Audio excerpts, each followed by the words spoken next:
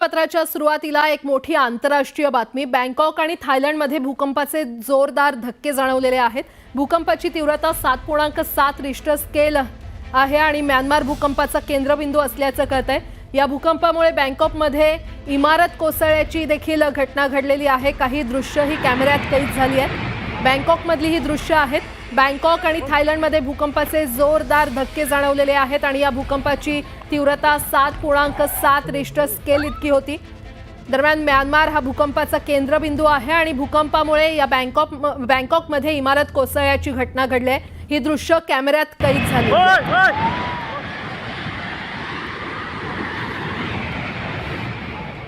आणि या संदर्भात अधिक माहिती देत आहेत आमचे प्रतिनिधी प्रशांत लीला रामदास आपल्यासोबत जोडले गेलेले आहेत। प्रशांत, आज जर बघितलं अतिशय 7.7 स्केल होती, म्हणजे 7.7 पूर्णांकाच्या याच्यावरती खास करून हा मोठा म्यानमार मध्ये हा भूकंप झालेला आहे।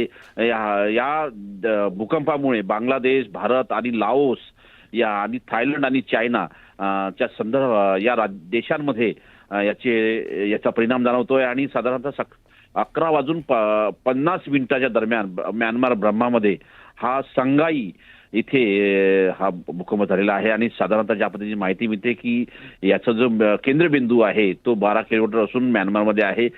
या संदर्भात जी माहिती पुढे आली आहे त्यामुळे हा आतापर्यंतच्या भूकंपांमध्ये महत्वाचा आणि मोठा भूकंप मानला जातोय। आणि सोबतच जर बघितलं ज्या पद्धतीने माहिती मिळते या भूकंपामुळे तिथली जर परिस्थिती आपण ज्या पद्धतीने व्हिडिओ दाखवतोय त्यामध्ये प्रचंड ते नुकसान झाल्याचे देखील जाणवतोय आणि यापूर्वी अशा प्रकारचा भूकंप हा म्यानमारमध्ये झाला नाही अशा प्रकारची माहिती पुढे आलेली आहे। अवा ब्रिज जो आहे तो इटारवेडी रिव्हरवरती आहे तो देखील कोसळल्याची माहिती पुढे आलेली आहे। प्रशांत, धन्यवाद या सविस्तर माहितीसाठी।